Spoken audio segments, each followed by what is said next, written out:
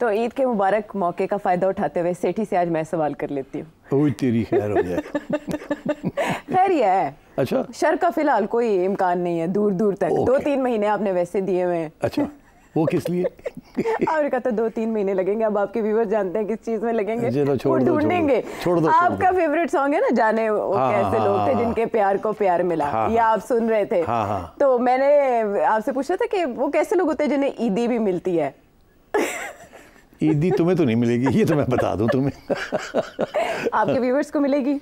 Viewers को जो है वो प्यार मोहब्बत मिलेगी, यही ईदी हो सकती है और क्या। आपकी तरफ से हम उन्हें ईदी देने का इरादा रखते हैं। वो यूं अच्छा कि जाहिर है आप उनको डिस्पैच तो नहीं कर सकते, चेक्स भी नहीं भेज सकते, उनके अकाउंट में भी ट्रांसफर नहीं कर सकते। आपके ऊपर इल्जाम लग जाएगा फाइनेंशियल ट्रांजैक्शन, वो पता नहीं क्या हो जाएगा वो। पैसे कहाँ से आए? हाँ, कहाँ से आए आप साबित करें, मनी ट्रेल दें। मनी ट्रेल दें तो फिर ईदी देने की एक ही सूरत बचती है कि आज का सारा शो उनके सवालों पर मबनी हो। वाह, अच्छा, डायरेक्ट आपसे उन तक ट्रांजैक्शन हो जाएगी।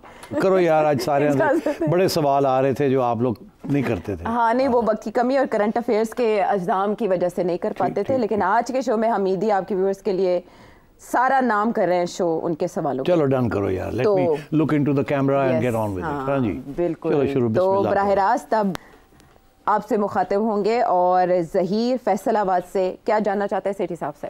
सर, मुआशरों के अरूज और ज़ाल की कहानियाँ तो आपने सुनी है, तारीख आपने देखी होगी। जिस तरह से हमारी सोसाइटी पोलराइज हो चुकी है, नून लीग और पीपल पार्टी की कोताहियाँ कह लें या खान साहब की मेहरबानी कह लें, जैसे भी हुआ, अब इस पोलराइजेशन को किस तरीके से समेटा जा सकता है और हमारा जो मुल्क है एक कौम के तौर पर अगर उभरना चाहे तो हमारी सियासी पार्टियों को क्या करना चाहिए? किस तरह से ये जो कौम है वो एक प्लेटफॉर्म पे जमा हो जाए? जिस तरीके से आजकल अवाम जो है 2 कबीलों में बट गई है, इसका कोई हल है आपकी नज़र में? और हल तो बड़े होते हैं, अगर मसला हो तो उसका हल तो होता है, मगर सवाल ये है कि क्या हमारे सियासतदान, हमारे इस्टेब्लिशमेंट के लोग, जो सीनियर लोग हैं, are they ready to have a solution? और मैं ये समझता हूँ कि मेरा ख्याल है एक वक्त आएगा कि मजबूरी होगी सबकी कि कोई ना कोई हल निकाला जाए।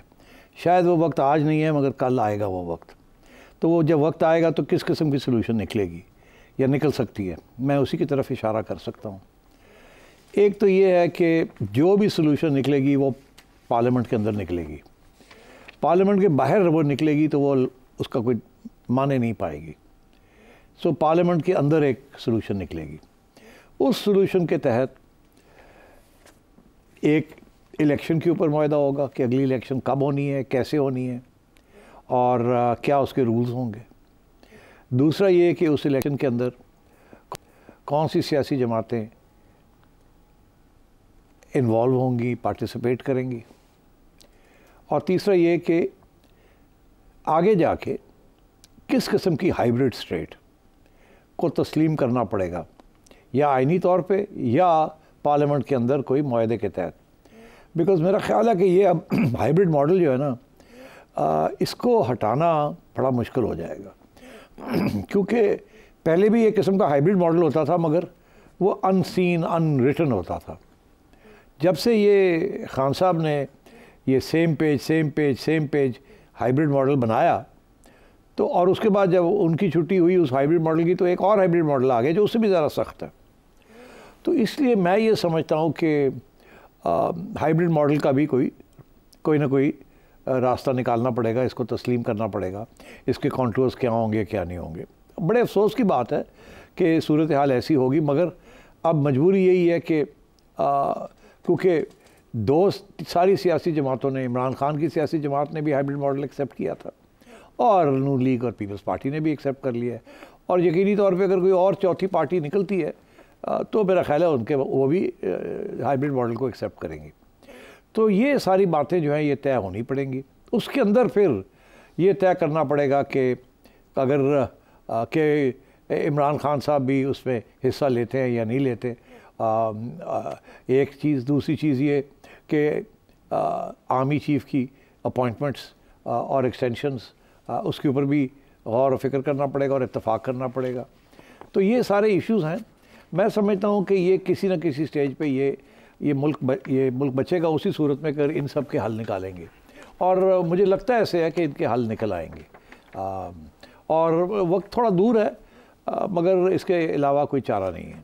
चल, अब सऊदी अरब से साजिद मलिक साहब क्या जानना चाहते हैं? आर्मी चीफ ने जो हार्ड स्टेट की तरफ इशारा किया है सर, हम इधर सऊदी अरब में देखते हैं कि पूरी दुनिया से मुसलमान आ रहे हैं, टूरिस्ट आ रहे हैं, इधर कानून की अमलदारी है, कोई कानून नहीं तोड़ता। हमारे पाकिस्तानी भाई भी आते हैं तो वो भी कानून नहीं तोड़ते, इशारे पे इशारे रुक जाएंगे। अगर आप बड़ी गाड़ी चला रहे हैं, रात का टाइम है, चेक पोस्ट आएगी सर रोड पे, खुद अपनी लाइट के बन के अंदर आन करेंगे, शुरते से इजाजत लेंगे कि जाएं या ना जाएं। वो इजाजत देगा तो आगे जाएंगे, नहीं तो नीचे ड्राइवर खुद उतर के अपने कागज चेक कराएगा। किसी के सर मजाल नहीं है कि इधर को कानून तोड़े। सर रात में लोग, कोई गारे सूर पे जा रहा है, कोई गारे हरा पे जा रहा है, कोई चोरी चकारी नहीं है, कोई लुट लुटैया नहीं है सर। आराम सुकून से दुनिया आ रही है, जा रही है, हर आदमी कानून के नीचे चल रहा है सर। तो मेरा सर सवाल ये है कि जो आर्मी चीफ ने हार्ड स्टेट की तरफ इशारा किया है, वो हार्ड स्टेट ये है कि हर आदमी कानून के नीचे आएगा, टैक्स का निजाम सही होगा। इधर तो सर रोटी का तंदूर बगैर लाइसेंस के कोई नहीं लगा सकता। अगर रोटी के तंदूर वाला भी टैक्स नहीं देगा तो बल्दी आएगी, उस तंदूर बंद कर देगी। तो सर आर्मी चीफ का इशारे से हार्ड स्टेट की तरफ है, क्या पाकिस्तान सर हार्ड स्टेट की तरफ जाएगा? आपने खुद ही जवाब दे दिया। आपने कहा कि हर बंदा वहाँ कानून की को ओबे करता है और कानून की बालादस्ती है, सबके लिए एक ही कानून है, अमीर हो, गरीब हो, पावरफुल हो, नॉन पावरफुल हो। तो जवाब तो आपने दे ही दिया। देखिए, मैं आपको एक बड़ी इंटरेस्टिंग बात बताऊं। जब गोरा यहाँ से छोड़ के गया पाकिस्तान और इंडिया को, तो 1950s में मुझे याद है आज तक कि हम जब स्कूल जाते थे तो साइकिल के ऊपर जाते थे, और जब शाम पड़ती थी तो वो एक डायनामो होता था, वो साइकिल पे लगा होता था, जिसके साथ साइकिल की लाइट पीछे और आगे नज़र आती थी। और अगर वो लाइट ना जलती तो उसी वक्त आम कांस्टेबल सड़क पे खड़ा आपका चालान करता था। कोई लेन देन नहीं होती थी, कोई पैसे की बात नहीं होती थी, कोई ये नहीं होता था तुम जानते हो मैं कौन हूँ, मैं कौन हूँ, ऐसी कोई बात नहीं थी। स्ट्रेट अवे चालान हो जाता था। ये गोरा ये कानून छोड़ के गया था और ये माहौल छोड़ के गया था कि कानून की बालादस्ती थी ऊपर से लेकर नीचे तक। आहिस्ता आहिस्ता वो ख़त्म हो गई है। अब पैसा चलता है, अब फाइलों पे पहिए लगते हैं और सिफारिशें चलती हैं, मेरिट के ऊपर काम नहीं होता, और सियासी जमातें और इस्टेब्लिशमेंट ख़ुद कानून की बालादस्ती नहीं करते, अनफॉर्चुनेटली। इसीलिए ये शोर पड़ा होता है सारा वक्त कि जी आइन क्या है, और आइन चैलेंज हो गया, जुडिशरी में ये हो रहा है, जुडिशरी में वो हो रहा है। तो जब तक ये इस्टेब्लिश नहीं होगा कि कानून की बालादस्ती सब ने करनी है और कोई सिफारिश नहीं होनी और कोई रिश्तेदारी नहीं होनी, तो उस वक्त तक ऐसे ही माहौल रहेगा यहाँ। जब हमारे पाकिस्तानी भाई बाहर जाते हैं तो वहाँ कोई सिफारिश नहीं चलती, वहाँ पुलिस सबके लिए एक ही है। और अब तो उन्होंने टेक्नोलॉजी इस्तेमाल कर रहे हैं, कोई भी गलत काम हो तो वो कैमरा पकड़ लेता है और उसी वक्त आपका चालान हो जाता है। अब यहाँ भी आहिस्ता आहिस्ता ये होना शुरू हो गया है, मगर बड़े पैमाने पे तो कानून की बालादस्ती नहीं है। सारा वक्त हमारी जो रूलिंग क्लासेस हैं सबसे पहले तो वो कानून तोड़ती हैं। अगर वो टैक्स चोरी करते हैं तो कानून तोड़ते हैं, अगर वो और कोई बड़े क्राइम करते हैं, मनी लॉन्ड्रिंग करते हैं तो कोई, अगर वो किकबैक्स देते हैं तो कोई नहीं, अगर वो रिश्तेदारों को प्रमोट करते हैं तो कुछ नहीं, एंड सो ऑन। तो मसला तो हमारा है, जब हमारे लोग बाहर जाते हैं तो वहाँ they all have to obey the law. तो सबसे इम्पॉर्टेंट बात तो ये है। एक और बात भी है, कानून की बालादस्ती, जो भी कानून हो, अच्छा हो या बुरा हो, सख्त हो या सॉफ्ट हो, वो डिक्टेटरशिप्स में ज़्यादा होता है और जमहूरियत के अंदर कम ही होता है। जमहूरियत के अंदर बहुत से एवेन्यूज़ होते हैं आपको अपील करने के, कानून की बहुत सी इंटरप्रिटेशंस होती हैं। पूरी एक वकला हजरात की प्रोफेशन है जो गिल्टी भी हैं उनको भी डिफेंड करते हैं। अदालतें होती हैं, कितने हज़ारों लाखों लोगों के केसेस जो हैं वो अदालतों के आगे हर वक्त होते हैं। और अदालतें जो है दे आर नॉट, जिसे कहते हैं इमैकुलेट नहीं होती वो। तो मैं समझता हूँ कि इस किस्म के मसाइल हैं हमारे मुल्क में, जो कि कुछ हद तक इंडिया में भी हैं और भी थर्ड वर्ल्ड कंट्रीज़ में हैं। तो ये जब तक ये माशरा जो है ये चेंज नहीं होगा और माहौल चेंज नहीं होगा, तो उस वक्त तक आई एम सॉरी हमारे लोग यहाँ कानून को तोड़ेंगे और बाहर जाके, क्योंकि चारा नहीं है वहाँ जाके कानून को ओबे करेंगे। उन्हें पता है कानून को नहीं ओबे किया तो हो गए। सऊदी अरेबिया में तो वो सर काट देते हैं आपका, यूएई वगैरह में आपको डिपोर्ट कर देते हैं। छोटी सी भी बात हो ये वहाँ तो ये यूएई वाले तो कहते हैं कि आप गाड़ी के बोनट के ऊपर अपना आईफोन छोड़ दें, बस बाज़ार में चले जाएं शॉपिंग करने और वापस आएंगे तो आईफोन वहीं का वहीं पड़ा होगा। ये है वहाँ का असूल।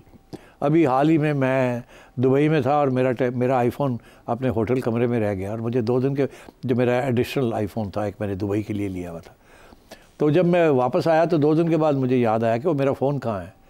तो ढूंढ के मैंने जब ट्रेस किया तो पता चला कि वो दुबई में ही होटल में रह गया। आप यकीन करें, मैंने होटल को लिखा और कहा कि इस दिन मैं वहाँ था और मेरा आईफोन रह गया था मेरे कमरे में, ज़रा ढूंढ दें। फ़ौरन जवाब आ गया कि आप बताएं उसका कोड क्या है और हम आपका आईफोन हमने ढूंढ लिया, हमें मिल गया है। तो मतलब ये इस किस्म की सूरत हाल है। अगर वो आईफोन ना मिलता तो वो जो लोग थे जिन्होंने कमरा साफ़ करना था उन सब की छुट्टी हो जानी थी। उन्होंने ये नहीं देखना था किसने उठाया या किसने नहीं उठाया, उन्होंने 4 लोगों की छुट्टी करा देनी थी। तो उसमें से 3 ने फिर बता देना था ना कि हमने नहीं किया, चौथे ने मान जानी थी बात।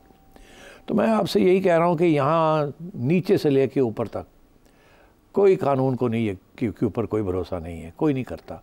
इसीलिए हमारी जो इंसाफ का जो पैगाम है वो इमरान खान ने इसको उठाया है। उसे मालूम था कि इस मुल्क में अगर इंसाफ मिल जाए तो बहुत बड़ी बात होगी, इसलिए तहरीक इंसाफ। अफसोस इस बात का कि वो जो वादा जो हुआ था वो पूरा नहीं हुआ। तो ये शुरू कौन करेगा? असल में उनका सवाल ये है कि आर्मी चीफ शुरू करने जा रहे हैं, कर सकेंगे? ये दूसरा हिस्सा है आपके सवाल का, अच्छा हिस्सा है। मैं समझता हूँ इसकी तरफ तवज्जो नहीं हो रही।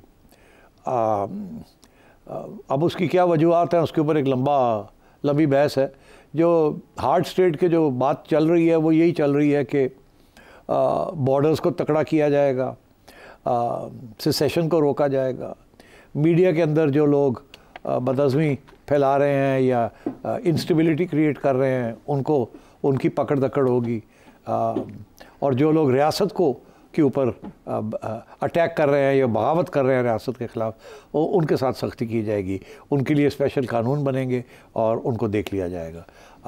तो इस किस्म की बातें हो रही हैं। मगर जो बात जिसकी तरफ आप तवज्जो दिलाना चाह रहे हैं, मेरा ख़्याल है वो किसी एक आर्मी चीफ के बस की बात नहीं है। इस मुल्क के अंदर बहुत से इदारे बन चुके हैं जो कि ख़ुद मुख्तार हैं या उनकी आइन के अंदर बहुत सी प्रोटेक्शन है। उनमें से एक जुडिशरी भी है, फिर मीडिया भी है एंड सो ऑन। तो ये ऐसे नहीं हो सकता कि इस किस्म के माहौल में जिसके अंदर आइनी तहफ़्फ़ुज़ दिया गया बहुत से इदारों को, उनको आप रातों रात वाइप आउट कर दें। तो इसलिए ये कशमकश चलेगी। अलबत्ता अगर आइन को आप तब्दील कर दें और आइनी एक डिक्टेटोरियल आइन ले आएँ और सबको डंडा मार के आप सीधा कर लें, वो और बात है, मगर वो होने नहीं जा रहा, ना ही वो हो सकता है।